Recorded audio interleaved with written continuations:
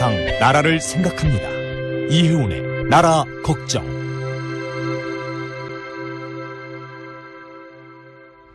자, 이제 조금 나라 걱정할 여유가 생기지 않았습니까? 네, 당 걱정이 조금 줄어들었어요. 13분 덕분에. 네, 이혜훈 의원 나오셨습니다. 13분인가요? 최종적으로 12분 아닌가요? 아, 12이었나 13이었나 좀 헷갈리네요. 처음에는 14시였다가 정운천 돌아오고 황영철 돌아오고 12시죠. 그런가 보네요. 그래서 저기 유승민 후보가 네. 마지막 토론회 때 제게는 아직도 12척의 배가 있다고 했을 때 그 12척의 배가 바로 이 12척의 배 아니었나. 비밀로에 보낸. 반어법이네요. 그런 역할을 했죠. 12분이. 오히려 당의 도움이 됐습니다. 결속을 강화시키고. 그걸 의도하셨는지는 모르겠지만. 의도 안 했죠, 물론. 네. 그분들은 그분들의 살 길을 갔는데 본의 아니게 도움이 됐습니다. 본인들은 위기가 되고 내일 이제 김성태 의원 나오시거든요. 아, 그래요? 네. 아주 저희가 기대가 만발입니다. 2주간 못 나오셨다가 이번에 못 나오셨어요? 네, 거기 가서 해피하신지 꼭 물어봐 주십시오. 그 정도로 묻고 그치지 않죠. 네. 뭐 철새 얘기도 나올 것이고 저희 음악도 따로 준비한 게 있거든요. 어떤 음악이요? 솔개? 내일 들어보세요. 김성태 의원만을 위한 특별 코너도 마련하고 저희가 약 올리려고. 그렇긴 한데 이 12분이 처음에는 큰 피해일 것만 같았는데 그죠? 그 순간에는 네, 그랬죠. 다들 당황하고 그래서 뭐 저희가 열심히 물밑으로 막 이 사람 저 사람 만나서 설득도 해보고 말리려고 아니되옵니다도 해보고 네. 뭐 별짓을 다 했어요. 없어도 하고 협박도 하고 막. 제가 오죽하면 밤 2시까지 감자탕 집에서 그분들 붙들고 앉아있고 그랬겠어요. 뭐라고 하셨어요? 아유, 그럼 되겠냐. 같이 가야지. 우리 창당 때 정신으로 돌아가자. 그랬다가 또 혼나기도 하고. 창당 때 정신으로 돌아가자 그랬더니 그중에 어떤 분이 창당이 우리가 보수개혁하려고 나온 거 아니에요? 창당 정신으로 돌아가야지요. 그랬더니 창당? 나는 반기문 옹립해가지고 대통령 만들려고 나왔는데 그러시는 바람에 더 이상 얘기가 안 되기도 하고 그랬어요. 아, 본인들 입으로도 나왔군요.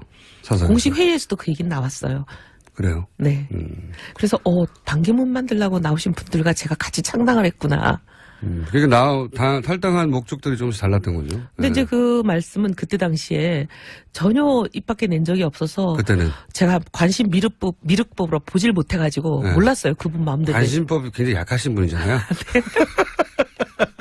그래서 그냥 표방하는 얘기 보수 개혁을 하려고 나온다. 이게 이제 우리 공식 선언문이고 했잖아요.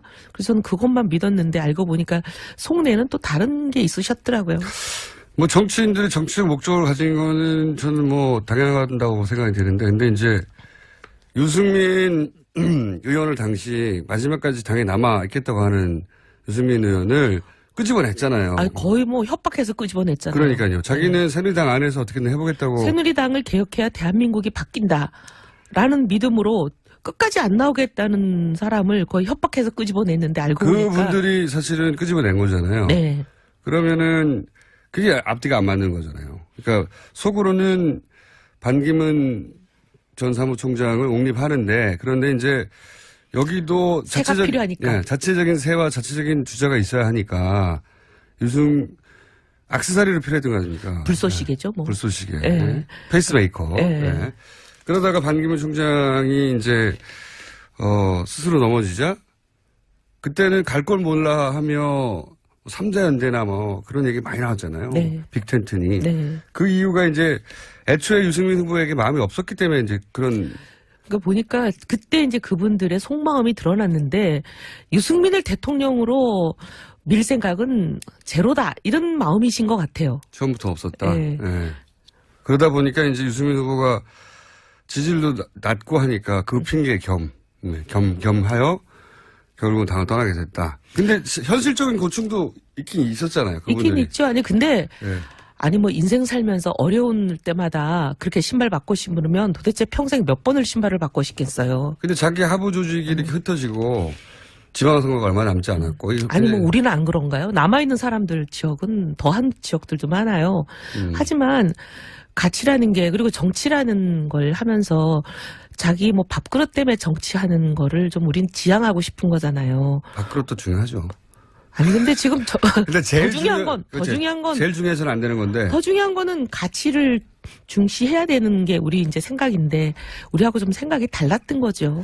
돌아간 분들 물론 내일 이제 김성태 의원이 나와서 얘기를 하겠지만 돌아간 분들이 거기서 마음이 굉장히 불편할 것 같아요. 그 중에 어떤 분을 얼마 전에 뵀는데 네. 우연히 예. 행사장에서 예. 제 옆자리에 앉으셨어요. 그래서 아유 어떠세요? 해피하세요? 제가 예. 이랬더니 예. 죽겠습니다. 죽겠습니다. 그러시더라고요.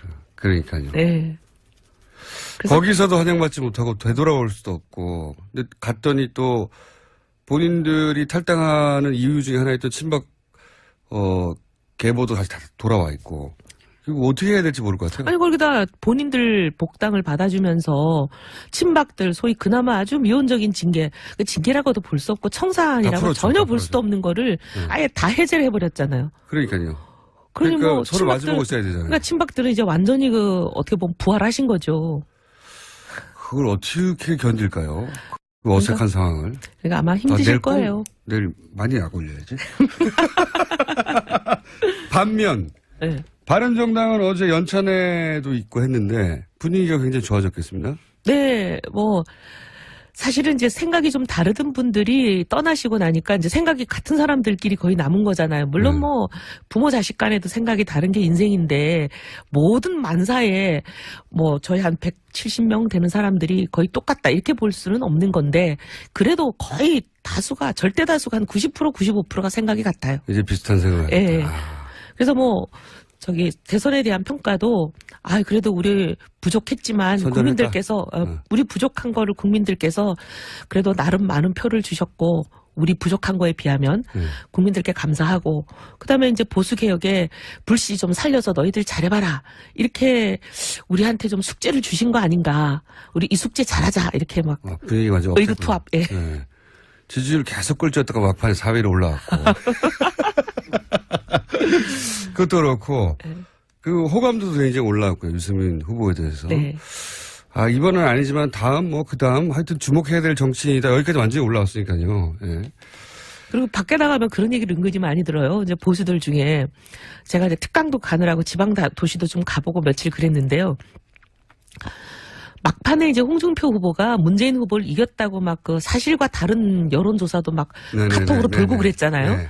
그러니까 그런 것도 받고 홍준표가 된다니 그러면 힘 뭉쳐서 홍준표 만들어야지 이제 소위 그분들 입장에서는 문 후보 당선을 저지하고 네. 싶어하는 분들이니까 네. 그럼 우리가 뭐 홍준표라는 후보가 마음에 안 들어도 뭐 찍어서 문 후보 안 되게 해야지 이런 마음으로 정말 찍고 싶지 않았는데 찍었다. 그리고 유승민 사람 괜찮은 것 같은데 찍으면 사표 된다니까 할 수 없이 홍 후보 찍었는데 뭐야 이거 뚜껑 열어놓고 보니까 턱도 없이 깨졌다. 속았다. 이런 얘기 많이 하세요. 그래서 유승민 후보 그러니까 정치인한테 제가 유승민 후보가 큰 자산을 쌓았다고 생각하는 게 이제 저 개인적인 그 관점이지만 정치라는 게 평소에 계속 이렇게 사람들 마음에 빚을 차곡차곡 사람들이 해야 되는데 못하는 일을 대신 하거나 어려운 길을 걷거나 뭐 이러면서 빚을 계속 쌓아가다가 선거 때 한 번에 받아가는 거거든요. 그런데 그 빚이 없는 정치인은 아무리 빚을 까먹으면 떨어지는 거고요. 유승민 후보는 빚을 좀 쌓았다. 이번에 좀 그런 것 같아요. 네. 그 빚을 쌓는 게 굉장히 중요하거든요. 이제 일부 국민들 마음에 그래도 저 사람 괜찮을 것 같아서 찍고 싶은 마음이 있었는데 저 사람 찍으면 사표되고 문재인 후보가 된다 그래서 찍었는데 뭐야 이거 차라리 그 사람 찍는 게 낫잖아. 라는 약간의 후회 같은 말씀들을 기차간에서 막 이렇게 커피를 주문해 주시면서 하시는 그렇죠. 분도 있고. 보수 유권자 중에는. 네, 뭐 어떤 분은 막 도시락을 들고 와서 먹으라고 하시면서 하시는 분도 있고 그래요. 그래서 업됐군요, 전반적인 분위기가. 좋아요. 본인만 들은 게 아니라 다른 바른정당 의원들 그런 얘기를 들었을 거예요. 밖에 나가면 지역구에서 그런 얘기들을 많이 하신대요. 이게 마치 저런 것과 비슷한 것 같아요. 민주당 내에서 이제 문재인 당시 후보에 대해서 탐탁치 않게 생각하던 문재인 전 대표 시절이죠. 탐탁치 않게 생각하던 분들이 이제 탈당해서 국민의당 가고 나서 그게 굉장히 큰 위기였지만 그 위기를 거치고 나서 민주당이 굉장히 결속이 강해졌거든요. 그래서 이번 이번 대선 때 굉장히 결속력 있게 잘했다 평가를 받는 것과 마찬가지로 바른정당에서 또 그분들이 나와놨더니 분위기 좋아지면서 결속력이 생기고 이런 거죠. 그죠? 참 세상만사가 살아보니까요. 네. 꼭 화가 아니고 복이 아닐 때가 있어요. 그래서 제가 아까 들어오신 데 봤는데 저분 대통령 당선된 것 같은데 저 당에서 그런 분 활짝 웃으면서 분위기 그만큼 좋군요. 네, 분위기 지금 좋습니다. 그래요? 열심히 하자. 우리 꼭 그래서 국민의 사랑과 신뢰를 받자. 막 이게 이제 으쌰으쌰 이러고 왔어요. 근데 김무성 전 대표는 딱히 밝은 분위기는 아닌가 봐요. 일본에 바로 가신 거 보니까. 저 흐뭇한 웃음은 뭐죠? 흐뭇한 건 아니고요. 김 네. 대표님은 조금 이제 그 연차 내에 거의 모든 분들이 발언하는 것과 조금 결이 다른 발언을 하셨어요. 어떤 말을 했습니까? 예를 들면 이제 전부 다 바른정당이 이제 바른 방향으로 가야 되고 모든 방식과 절차 이런 것들도 다 이제 바른정당답게 해야 된다. 우리가 처음에 창당했을 때는 시간이 없었으니까 불과 며칠 만에 지도부 뽑아야 되고 그렇죠, 하니까 그렇죠. 한 달 이상 걸리는 전당대 이런 거 하고 앉아있을 형편이 안 돼가지고 네, 추대했죠. 그냥 뭐 몇 사람이 모여갖고 특히 이제 소위 당의 지분을 갖고 있다고 생각되는 대주주 몇 명이 협의해서 정한 거잖아요. 소위 김무성계. 네. 그렇게 해서 이제 정했는데 뭐 이제 당직자 중에 지금 다 사퇴하고 남은 건 원내대표 정책위 의장인데 뭐 그중에 어떤 분들 지속적으로 하시는 말씀이 아직도 안철수 지지해야 된다. 이런 얘기를 하시기도 하고. 아, 그래요? 굉장히 좀 소위 해당 행위에 해당하는 발언들이 있는 거죠. 원내대표가요? 아니, 주 원내대표는 아닌데 네. 하여튼 그런 분이 있어요. 있어요? 그날 연차 내에도 국민의당과 통합해야 된다고 유일하게 발언하신 분이에요. 그래요? 예. K. 그랬는데 L이요? 그런 분이 계시고 검색해봐야 되겠군요. 하니까 이제 좀 이거는 아니지 않냐. 이제 지도부도 새로 싹 갈아서 왜냐하면 선거에 이긴 당도 지도부를 교체하고 모두 다 이제 새로 시작하는 새 출발이니까 새 수를 새 부대에 담는데 아니 우리는 진정당인데 바꿔야지. 이제 이렇게 얘기들을 많이 하셨는데 김무성 대표님은 그게 아니라 비대위 체제로 가자. 비대위 체제라는 건 비상시하는 거 아닙니까? 네, 그게 비상시고. 그러니까 이제 비상시라고 주장하시는 거는 선거에 졌으니까 비상 아니냐 얘기하시는데 선거에 진 건 맞아요. 근데 이제 비상대책위원회 체제로 가는 거는 전당대회라는 한 달 이상 걸리는 이 시간을 확보하지 못하고 급한 일이 바로 앞에 있을 때. 그렇죠. 그럴 때 하는 거잖아요. 네. 선거 직전에 하는 예. 거니까. 예. 근데 이제 지방선거가 1년이 넘게 남았는데 1년 동안 비상체제를 끌고 간다는 게 이게 난센스다고 생각하는 그럼 거죠. 김무성 전 대표는 무슨 의도인가요? 많은 경우에 이제 왜 그런 이종구 의원이군요. 왜 그런 의심을 말씀하시는지는 국민의당과 합당해야 된다고 하는 분은 그죠? 하여튼 뭐 기사 찾아보시면 나올 거고. 네. 맞군요. 근데 이제 이 비상대책위 체제로 가자라고 하는 분들의 통상적인 의도는 그래요. 김무성 대표가 그런 의도 때문에 말씀하신다 하신 적은 없지만 왜냐하면 전당대회를 하면 룰대로 하면 여론조사 30에 당원투표 70으로 이제 누구도 누가 당선될지 컨트롤할 수가 없어요. 그렇죠. 누구도 예측할 수가 없고 그렇죠. 그건 국민들 마음이니까. 네. 국민들 마음에 맞는 사람이 그냥 당선이 되는 거잖아요. 근데 이제 비대위 체제는 소위 이제 당의 지분을 갖고 있는 대주주로서 사람을 찍어서 요 사람으로 하겠다 하고 이렇게 관철시킬 수가 있잖아요. 그래서 많은 경우에 비대위 체제로 가자고 하는 거는 주로 대주주들 입장에서는 본인들 뜻대로 하고 싶으니까 하는 거죠. 대주주 마음에 맞는 입맛에 맞는 사람을 세우고 싶을 때 그런 이제 명분으로 그런 방식을 많이 들고 나오죠. 김무성 전 대표는 이제 김무성 개라고 해야 될까요? 김무성 개가 다 탈당했잖아요. 네, 탈당해서 김무성 의원님만 계시죠. 그러니까요. 그 대주주가 아니잖아요. 이제 어떻게 해요. 근데 이제 마음만 대주주인 경우도 있죠.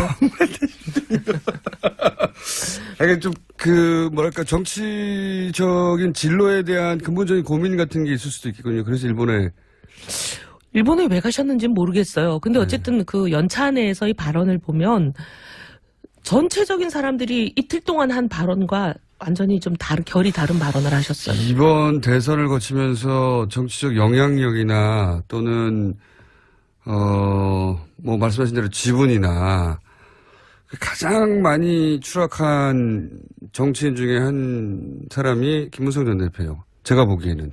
많은 분들이 그렇게 바른정당 안에서도 그렇게 하고. 네, 많은 분들이 그렇게 말씀을 하시더라고요. 언론 기사나 그런 것도 그렇고.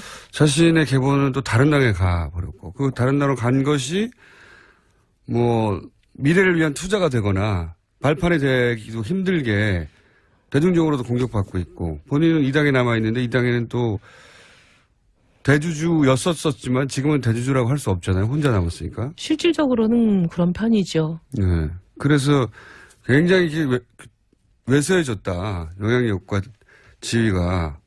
그렇게 판단이 되는데 맞죠? 이게 일반적인 평가예요. 그래서 일본에 가셨구나. 그리고 방금 말씀하신 그 당대당 통합 얘기 이종구 의원이 주장하고 또 국민의당 내에서도 화답하는 사람 의원들 일부 있습니다. 그 의원들끼리는 이런 얘기가 오갔다는 겁니까 예전부터? 국민의당 일부 혹은 바른당 일부 내에서? 이종구 의원님 성격상 다른 당에 계신 분들하고 긴밀한 협의를 하고 그러실 것 같지는 않은데 그냥 본인 생각 아니신가 싶어요. 협의 없이 그냥 그런 말을 지금 할까요? 타임에서? 이제 뭐 보면은 원내대표 주승용 전 원내대표죠. 이제는 새 원내대표가 뽑혔으니까 주승용 원내대표가 이제 그렇게 얘기를 했잖아요. 없다고. 예. 네.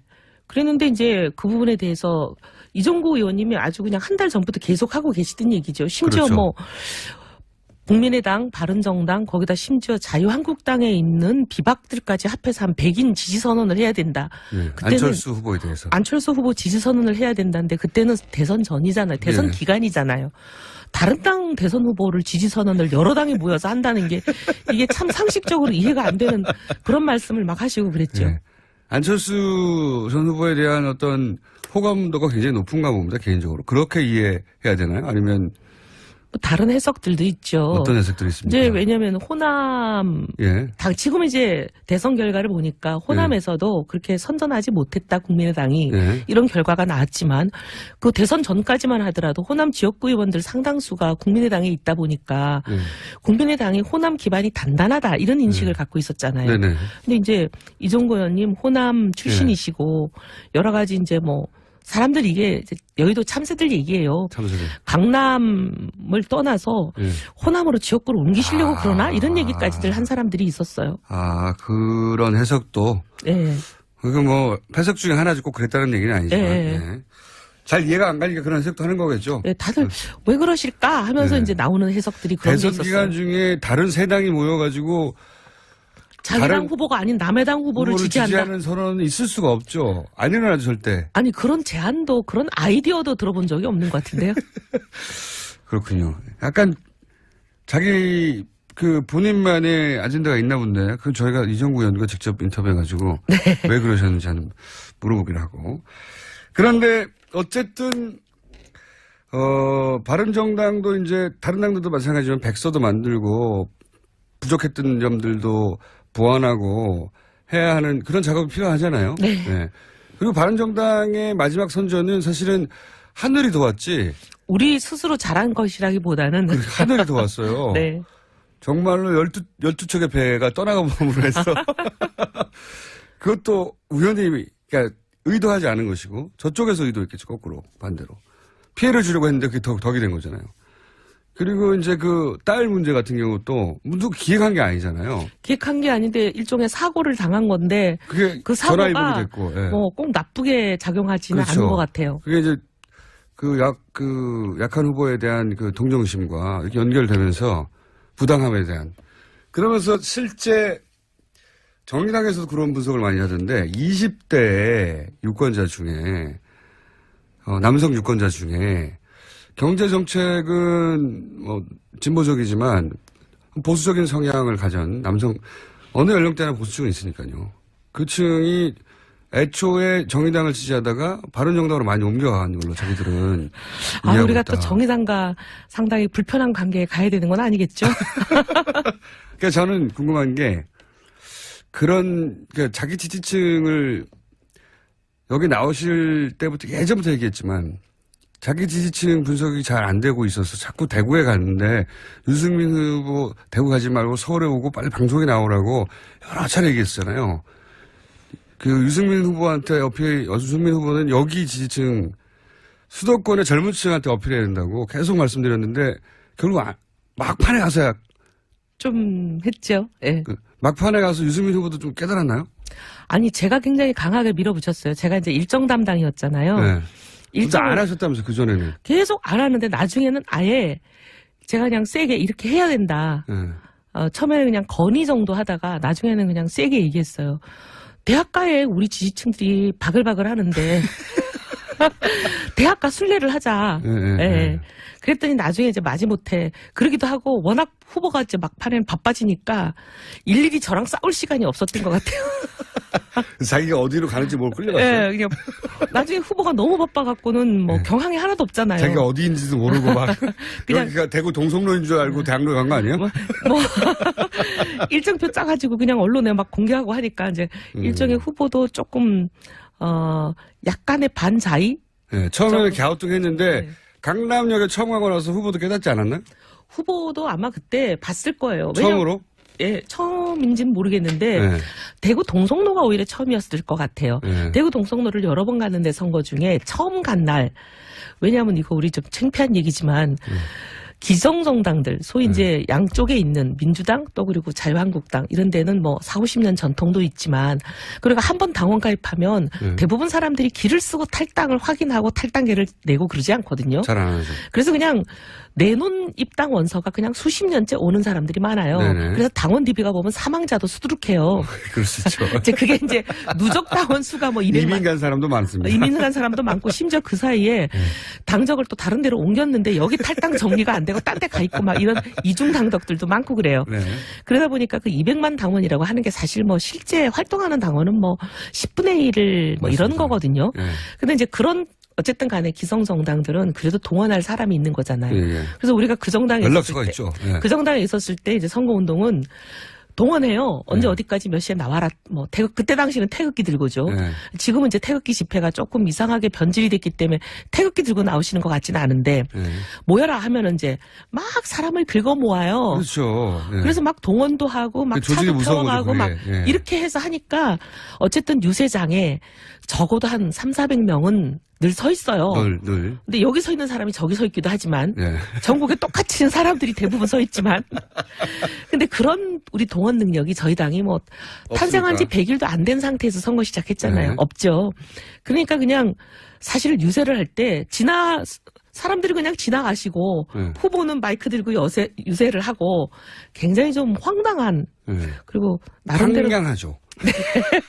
유세 차 앞이 황량합니다. 네, 그런 유세를 하다가 예. 그 동성로에 갔을 때 구름같이 막 사람이 몰려들고 젊은 애들이 와서 사진 찍자 그러고 사진 찍자는 바람에 밤 12시까지 거의 물도 못 드시고 서 계신 거 아니에요? 20대한테 어필한다는 걸 처음 알았군요, 그때. 그때 놀랬던 것 같아요. 아, 뭐야. 아, 우리가 열심히 모을 필요 없이 이렇게 가만히 있어도 오는 그룹이 이 그룹들이구나. 예. 네. 그리고 서울에 와서도 강남역 앞에서도 강남역, 그 다음에 대학가들이 그래서 한양대, 뭐, 고대, 뭐, 어마어마했어요. 거기서 후보들이 놀랬죠, 후보가 참. 아, 후보가, 뭐, 놀랬단 말은 안 하는데, 분명히 놀랬을 거예요. 그렇겠죠. 예. 보통 전통적으로 보수 지지층이라는 게 이제 연령대도 좀 높고, 사회 경험도 많고, 뭐 50대, 60대, 이렇게만 생각해오던 게 자유한국당의 패러다임이었고, 보수 정치인들의 패러다임이었는데, 새로운 보수층이 만들어지고 있거든요. 젊은 보수가 정치에 젊은 보수가 있다고는 생각했죠. 젊은데 보수가 없을 리가 없겠어요. 있죠. 물론 연세 드신 보수보다는 좀 숫자는 적어도 있기야 하겠지. 저희는 그렇게 생각했지만 많아요. 그런 그 젊은 보수를 뵌 적도 없고 그다음에 그런 젊은 보수는 대부분 소위 말하면 정치 행위에 개입을 안 한다라고 생각했어요. 그냥 현실에 무관하게 마음만 그러지 투표하러 잘 나오지도 않고. 근데 그 젊은 보수들은 전통적인 보수하고도 굉장히 달라요. 근데 이번에는 보니까 직접 행동하시더라고요. 그러니까 그 이념적 스펙트럼도 기존의 자유한국당이 이제 어필하던 포인트하고 다 다르고. 네. 제가 보기엔 바른정당은 새로운 보수 지지층을 발견하고 공부하고 함께 가야 되는 상황이 됐다. 그러니까 엉뚱한 데 가서 때리고 있었다. 제가 몇 달째 얘기했는데 유승민 왜 안 나오는 겁니까? 끝까지. 근데 사실 방송 이제 선거 끝났으니까 한번 불러주세요. 또 얘기해 볼게요. 네. 보니까 또 선거 끝나고 또 언론 일절 안 만나시는 것 같은데 한번 말씀드려 볼게요. 자, 문재인 대통령 초반 며칠간은 어떻게 평가하십니까? 저는 굉장히 잘하시는 것 같아요. 솔직한 말씀으로. 네. 무서워요. 무서워요? 네. 왜요? 너무 잘해서. 저거 다시 가져와야 되는데. 그래서 지금 저희가, 이게 뭔가, 이러고 있어요. 이렇게 잘하면 안 되는데. 네. 아니, 뭐, 잘하는 건 대한민국에서 좋은 일이니까, 네. 뭐, 이게 나쁜 일이다, 이렇게 말을 할 수는 없고, 네. 상당히 지금 당황들 하고 있어요. 긴장하고 있어요. 예. 네. 잘하네. 거기다 제가 놀랬던 건 뭐냐면, 아니 뭐, 젊은 참모들, 청와대 비서실을 젊은 네. 사람들로 포진을 시키고, 오히려 총리나 이런 경우는 경륜과, 네. 경험이 많은 사람들, 연로하신 이런 분들로 하고, 이것도 굉장히 저는 좋게 보였어요. 비서실장보다 민정수석이 더 민정수석이 아니라 정무수석이 나이가 더 많고. 예. 그런 건 네. 좋아 보였고, 그 다음에 이제 그런 젊은 참모들하고 커피를 테이크아웃 잔에 들고 네. 청와대 경내를 산책하는 이런 거는 참 우리 박근혜 대통령한테 그렇게 바랬지만 뭐 도저히 볼 수 없는 장면들이었잖아요. 네. 근데 그런 부분이 이제 어떻게 보면 국민들이 그동안 소통에 목말라 있다가 이 굉장히 단비 같은 가뭄의 단비 같은 그런 좋은 면이 있어서 그리고 저 정도는 뭐 문재인 후보도 할 줄 알았다 나름 그렇게 생각했어요. 네. 저 정도 하지 않겠냐. 네. 근데 제가 놀랬던 거는 사실 그 북한의 미사일 실험 있고 네. 바로 NSC 소집하고 네. 그다음에 임종석 실장한테 대충 얘기를 들었는데도 김관진 실장이 직접 와서 더 자세하게 보고해라 네. 하고 굉장히 강경한 대북 메시지를 내보내는 거 보고 놀랐어요. 그건 놀랍지 않았는데 저는. 아 그래요? 근데 네. 왜냐하면 보수들은 계속 그동안 문재인 대통령의 대북관에 대해서 온갖 얘기들을 그럼 뭐 많이 했잖아요. 북한 미사일 쐈는데 잘했을 겁니까? 대통령이 당연히 근데 그거는 오히려 보수가 만든 프레임에 보수 스스로 빠진 것도 있는 것 같아요. 그래서 제가 의외로 상당히 박수 받겠다 네. 그런 생각하면서 그러면 안 되는데 유승민 다음 기회가 있어야 되는데. 그러면 이런 건 어떻습니까? 최근에 나온 질문 중에 그 뉴스 중에 청와대 거울방 얘기 나왔어요. 전 너무 놀랐어요. 호러 영화에 보면은 거울방들 나오지 않아요? 완전히 뭐 제가 이게 공포 영화 같기도 하고 거울이 있으면 좀 무섭지 않나요? 저도 그게 뉴스가 좀 무서웠어요. 좀, 상상을 해보면. 저는 좀 약간의 뭐랄까 오싹한다 그럴까? 그렇죠. 좀 오싹했어요. 아니 그리고 왜 그러셨는지가 너무 궁금해요. 저도 궁금한데 물을 수가 없잖아요. 네. 그래서 제가 여쭤본 겁니다. 저도 몰라요. 가까이 계셨으니까. 아니 뭐 그분 방에 가본 적이 없으니까. 거울을 자주 들여다보셨나요? 평상시에도? 거울 보시는 거는 제가 뭐 저야 뭐 이제 공식 거울. 석상에 나왔을 때만 보지. 거울 다 본 다음에 나오셨나요? 네, 공식 석상에서야 거울 보지 않죠. 공식 석상에 계시는 것만 봤기 때문에. 자, 그러면은 조만간 아마도 당대표 출마하지 않을까 싶은 바른정당의 이혜원 의원이었습니다. 오늘 여기까지 하겠습니다. 감사합니다. 네, 감사합니다. 김어준입니다. 3부에서 뵙겠습니다. 근데 제일 더 중요한 건, 제일 중요해서는 안 되는 건데. 더 중요한 거는 가치를 중시해야 되는 게 우리 이제 생각인데, 우리하고 좀 생각이 달랐던 거죠. 돌아간 분들, 물론 내일 이제 김성태 의원이 나와서 얘기를 하겠지만, 돌아간 분들이 거기서 마음이 굉장히 불편할 것 같아요. 그 중에 어떤 분을 얼마 전에 뵀는데, 네. 우연히 예. 행사장에서 예. 제 옆자리에 앉으셨어요. 그래서, 어떠세요? 해피하세요? 제가 이랬더니, 예. 죽겠습니다. 죽겠습니다. 그러시더라고요. 그러니까요. 네. 그래서 거기서도 환영받지 못하고 되돌아올 수도 없고, 근데 갔더니 또 본인들이 탈당하는 이유 중에 하나였던 친박, 계보도 다시 다 돌아와 있고, 이거 어떻게 해야 될지 모를 것 같아요. 아니 거기다 본인들 복당을 받아주면서 친박들 소위 그나마 아주 미온적인 징계, 그 징계라고도 볼 수 없고 청산이라고 풀었죠, 전혀 다 볼 수도 없는 거를 아예 다 해제를 해버렸잖아요. 그러니까요. 그러니 그러니까 뭐 서로 마주보고 있어야 되잖아요. 그러니까 친박들은 이제 완전히 어떻게 보면 부활하신 거죠. 그걸 어떻게 견딜까요? 그 어색한 상황을. 그러니까 아마 힘드실 내일 거예요. 내일 많이 약 올려야지. 반면 네. 바른정당은 어제 연찬회도 있고 했는데 분위기가 굉장히 좋아졌겠습니다. 네, 뭐 사실은 이제 생각이 좀 다르던 분들이 떠나시고 나니까 이제 생각이 같은 사람들끼리 거의 남은 거잖아요. 물론 뭐 부모 자식 간에도 생각이 다른 게 인생인데 모든 만사에 뭐 저희 한 170명 되는 사람들이 거의 일 것만 같았는데 그죠? 그 순간에는 네, 그랬죠. 다들 당황하고 그래서 뭐 저희가 열심히 물밑으로 막 이 사람 저 사람 만나서 설득도 해보고 말리려고 아니되옵니다도 해보고 네. 뭐 별짓을 다 했어요. 없어도 하고 협박도 하고 막 제가 오죽하면 밤 2시까지 감자탕 집에서 그분들 붙들고 앉아있고 그랬겠어요. 뭐라고 하셨어요? 아유, 그럼 되겠냐. 같이 가야지. 우리 창당 때 정신으로 돌아가자. 그랬다가 또 혼나기도 하고. 창당 때 정신으로 돌아가자 그랬더니 그 중에 어떤 분이 창당이 우리가 보수개혁하려고 나온 거 아니에요? 창당 정신으로 돌아가야지요. 그랬더니 창당? 나는 반기문 옹립해가지고 대통령 만들려고 나왔는데 그러시는 바람에 더 이상 얘기가 안 되기도 하고 그랬어요. 아, 그 본인들 입으로도 나왔군요. 사설. 공식 회의에서도 그 얘기는 나왔어요. 그래요? 네. 그래서 반기문 만들려고 나오신 분들과 제가 같이 창당을 했구나. 그러니까 탈당한 목적들이 조금씩 달랐던 거죠. 근데 네. 이제 그 말씀은 그때 당시에 전혀 입 밖에 낸 적이 없어서 그때는 제가 관심 미륵법으로 보질 못해가지고 네. 몰랐어요. 그분 마음대로. 관심법이 굉장히 약하신 분이잖아요. 그래서 그냥 표방하는 얘기 네. 보수 개혁을 하려고 나온다. 이게 이제 우리 공식 선언문이고 했잖아요. 그래서 저는 그것만 믿었는데 알고 보니까 속내는 또 다른 게 있으셨더라고요. 뭐 정치인들이 정치적 목적을 가진 거는 저는 뭐 당연하다고 생각이 되는데, 근데 이제 유승민 의원을 당시 마지막까지 당에 남아 있겠다고 하는 유승민 의원을 끄집어냈잖아요. 아니, 거의 뭐 협박해서 끄집어냈잖아요. 그러니까요. 자기는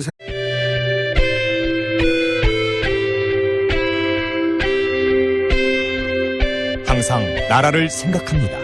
이혜훈의 나라 걱정.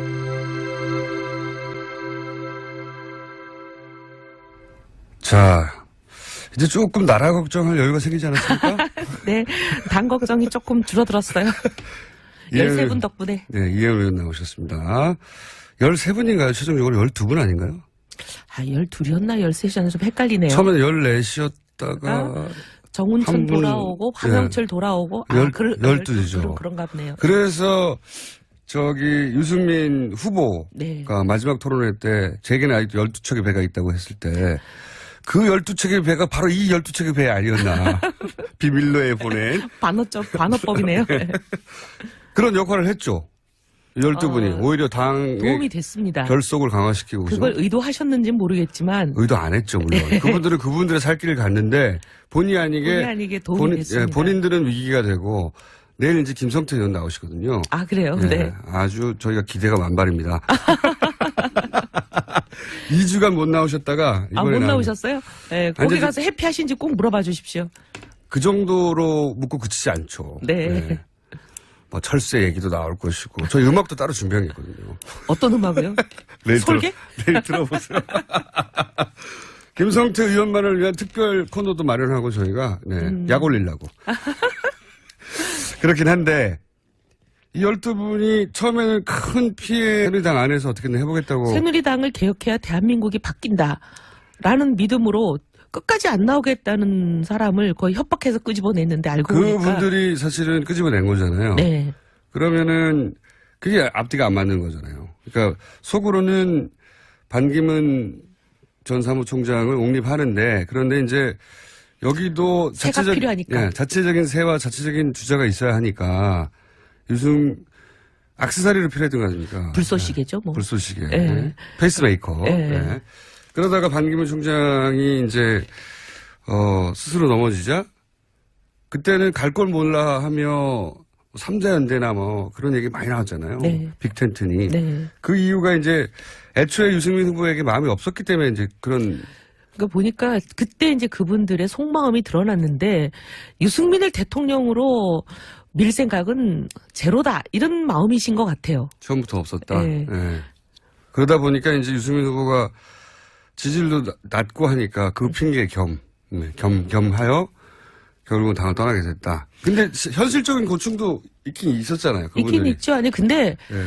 아니 뭐 인생 살면서 어려운 때마다 그렇게 신발 바꿔 신으면 도대체 평생 몇 번을 신발을 바꿔 신겠어요. 근데 자기 하부 조직이 이렇게 흩어지고 지방선거가 얼마 남지 않았고. 아니 뭐 우리는 안 그런가요? 남아있는 사람들 지역은 더한 지역들도 많아요. 하지만 가치라는 게 그리고 정치라는 걸 하면서 자기 뭐 밥그릇 때문에 정치하는 거를 좀 우린 지향하고 싶은 거잖아요. 밥그릇도 중요하죠. 아니 근데 지금 똑같다 이렇게 볼 수는 없는 건데 그래도 거의 다수가 절대 다수가 한 90% 95%가 생각이 같아요. 이제 비슷한 생각을 예. 했다. 그래서 뭐 저기 대선에 대한 평가도 그래도 우리 부족했지만 선전했다. 국민들께서 우리 부족한 거를 국민들께서 그래도 나름 많은 표를 주셨고 우리 부족한 거에 비하면 국민들께 감사하고 그다음에 이제 보수 개혁에 불씨 좀 살려서 너희들 잘해봐라 이렇게 우리한테 좀 숙제를 주신 거 아닌가 우리 이 숙제 잘하자 이렇게 막 분위기가 완전 의기투합. 예. 네. 지지율 계속 꼴찌였다가 막판에 4위로 올라왔고 그것도 그렇고 그 호감도도 굉장히 올라왔고요. 유승민 후보에 대해서. 네. 이번은 아니지만 다음 뭐 그다음 하여튼 주목해야 될 정치인이다. 여기까지 완전히 올라왔으니까요. 예. 그리고 밖에 나가면 그런 얘기를 은근히 많이 들어요. 이제 보수들 중에 제가 이제 특강도 가느라고 지방 도시도 좀 가보고 며칠 그랬는데요.